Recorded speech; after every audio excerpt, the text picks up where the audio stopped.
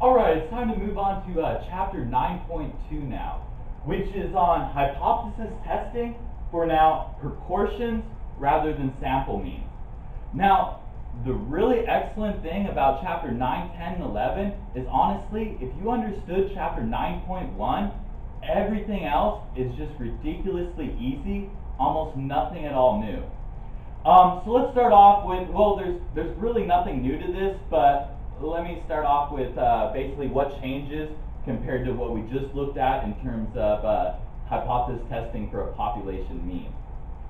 Now, the z-test statistic for a population proportion, you guys probably recall that has a little bit different formula. The z-test statistic is equal to your sample proportion minus your population proportion divided by the standard deviation of the proportion, which is the square root of the population proportion multiplied by 1 minus the population proportion divided by n. One thing to keep in mind though is that we talked about this before. Basically, for this to apply for your standard deviation of the proportion to be this quantity right here, your sample size n has to be large enough so that your sample size multiplied by your population proportion has to be greater than or equal to 5, and your sample size multiplied by 1 minus the population proportion also has to be greater than or equal to 5. In your guys' MyStatLab homework, they make you test that a number of times. And just FYI, on an exam, I'll never have one where you guys actually have to check that. It is always going to be greater than or equal to 5 on the exam. And honestly, when I solve out these problems, sometimes I kind of skip that part just because it usually always turns out to be greater than or equal to 5. Basically, because if it wasn't, we couldn't even do the work. So just FYI, you guys should always check that, but it's never going to come up on the exam, and I think you guys get plenty of practice doing it on your MyStatLab homework. Alright, let's start off by, let's continue on with looking at some examples from chapter 9.2, which is hypothesis testing on population proportions. We're going to start off with looking at 9.2.24, which is number 9 from your 12th homework assignment. This one's a super easy one. It doesn't even ask us to test a hypothesis. Let's see what it wants us to do. Calculate the z-test statistic for the hypothesis test in which the null hypothesis states that the population proportion is equal to 0.17. If the following information is present, our sample size is 500 and x is 96. Don't forget, x is just the number of elements from that 500 that displayed the characteristic of interest. Alright, so of course, we've talked about the z-test statistic for a population proportion before, and we have the formula right here. Our sample proportion minus our population proportion divided by all that, right? So let's just think about it. We of course know the hypothesized population proportion. Those are all going to be the 0.17. We know the sample size n, which is going to be 500, but we're not given directly the population proportion. The sample proportion. So over here, just recall, the sample proportion is just equal to however many people displayed the characteristic of interest. In this case, there was 96 of them. Divided by, of course, the total number of people surveyed. In this case, 500. So we get a sample proportion in that case of 0.192.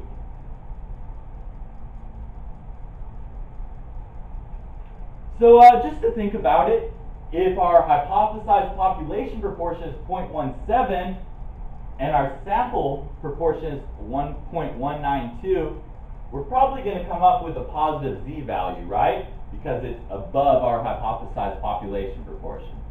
But let's just plug them in, see what we get here. Of course, p hat, we just figured out was 0.192.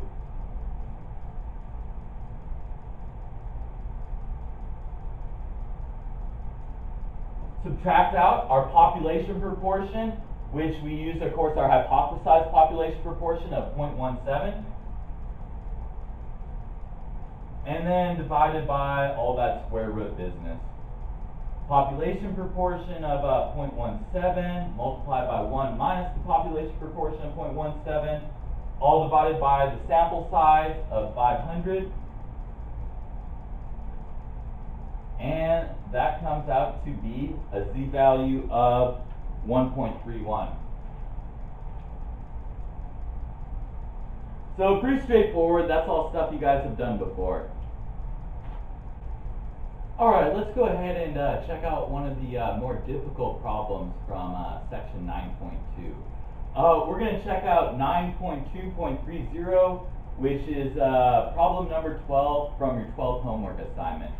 I basically wrote up all the important parts up here, but let me read it directly from the problem statement for you guys. Suppose a recent random sample of employees nationwide who have a 401k retirement plan found that 22% of them had borrowed against it in the last year. Then a sample of 100 employees from a local company who also have a 401k retirement plan found that 18 had borrowed from their plan. Based on the sample results, is it possible to conclude at the 10% significance level that the local company has a lower proportion of borrowers from its 401k retirement plan than the 22% reported nationwide? Now, this is a good problem to look at. If you went through everything from this week's page, you probably caught on to the fact that there's kind of two different ways to do this hypothesis testing. One way is the way that I think makes much more sense, which is basically following the 5 steps that I've laid out for you guys and we've done in the previous videos. And then another way is using that p-value. So what we're going to do, well, this problem wants you to use the p-value to solve it, but what we're going to do is we're first going to use the 5 steps that I like to use, and then we'll go back and solve it using the p-value too. Just FYI, I'll never ask you guys any questions on the exam about p-values or hypothesis testing using p-values, just because I think it makes far more sense to use the critical value method. It is the identical same thing. Everything is identical, all the math is identical, it's just kind of looking at things in 2 different ways. And I just think the way that we do it makes a lot more sense. Alright, so let's go ahead and start off. Step number 1 is determine what you would like to show or prove, and use this to set up your null and alternative hypotheses. So step number 1, of course, we're going to have a null, and we're going to have an alternative hypothesis. Alright, we want to show that the local company had a lower proportion of borrowers from its 401k than the 22% reported nationwide. So what we want to do is prove that the population proportion is less than 0.22. So I always start off with identifying the alternative hypothesis, because basically that's what we're trying to show, that's what we want to show, or that's what we want to prove. And then of course, if that's the alternative, the null hypothesis is just going to be that the proportion is greater than or equal to 0.22. Alright, step number 2.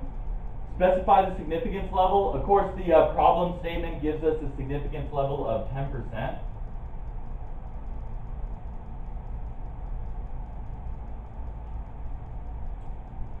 Alright, next thing I want to do is I want to calculate the critical z-value and identify the rejection region. And again, this is just strictly based on the level of significance. So draw it out right here.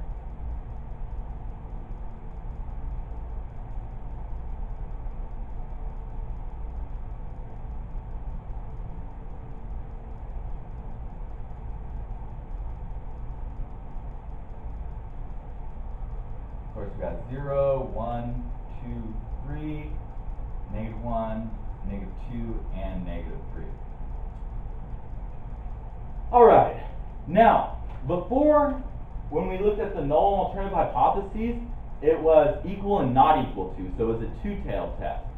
Now, in this situation, it's not going to be a two-tailed test. It's going to either be a right-tailed test or a left-tailed test. The easiest way to identify that is basically just look at the alternative hypothesis. If it's less than, that means it's going to be a left-tailed test. So now that we've identified it's a left-tailed test, basically we want to figure out the z-value that has 0.1% of the area to the left of it. Different color.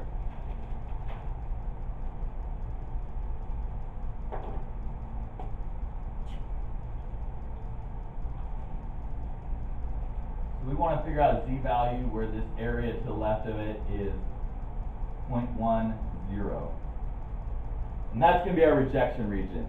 So of course you go to the standard normal distribution, and I came up with a z-value of -1.28. So that's going to be right here.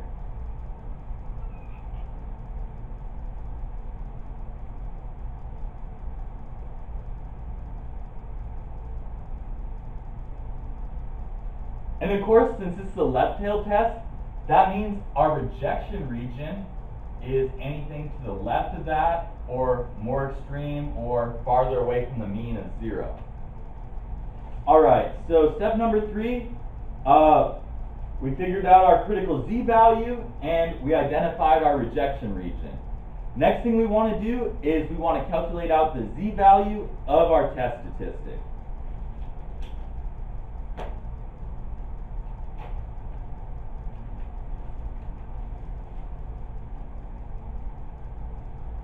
So the z-value of our test statistic is, of course, the sample proportion, subtract out the population proportion, divided by all that square root of the population proportion, multiplied by 1 minus the population proportion, divided by the sample size.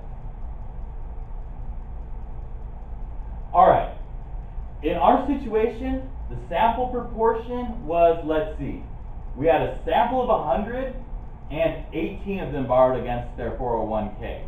So that sample proportion would be 18 over 100, or just 0.18.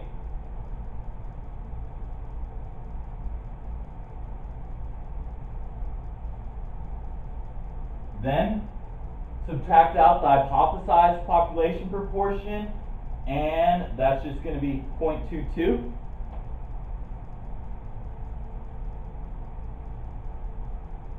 Then, of course, divided by the square root of that 0.22, multiplied by 1 minus the 0.22, all divided by the sample size, and again, sample size was 100. So then, that gives me a test statistic of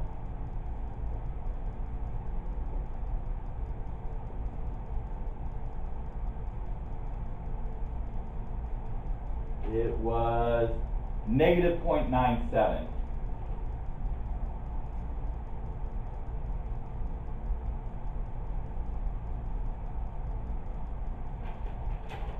So now we go ahead and look where our test, well, we want to make a decision based on whether your z-value of your test statistic fell within the rejection region. So our z-test statistic is -0.97, so that's going to be somewhere about right there.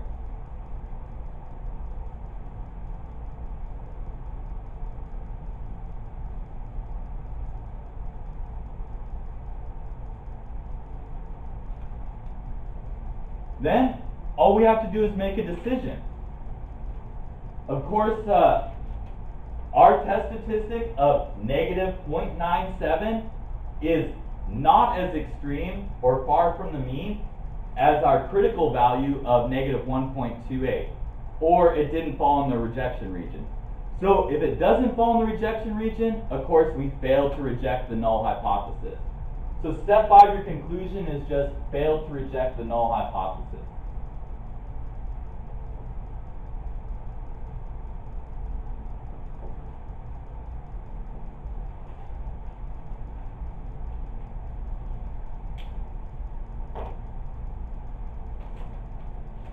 Alright, so we definitely test that hypothesis, and on an exam, that would definitely be good enough. But on your guys' MyStatLab homework, let's see, part A was to come up with the hypotheses. Obviously, we already talked about that. Part B was to identify the test statistic. We already identified that as negative 0.97. But the next thing it did is it wants you to identify a p-value. Now, once again, the p-value is the probability of getting a test statistic as extreme or more extreme than your test statistic. So let's plot that out again. Of course, negative 0.97 is going to be about right there.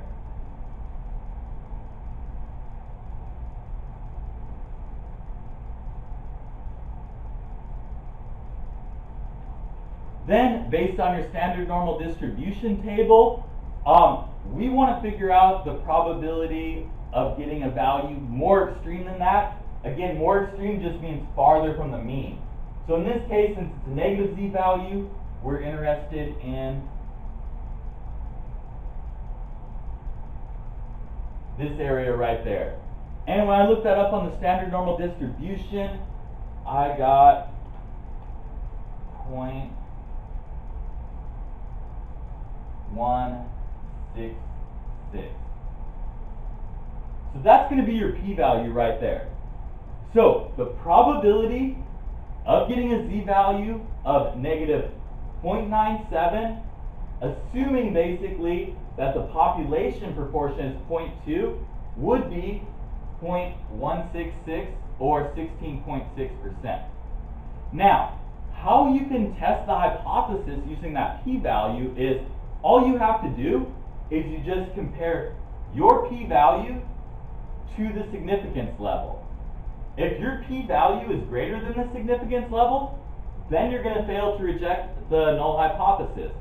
If your p-value was less than your level of significance, then you would reject the null hypothesis and accept the alternative hypothesis.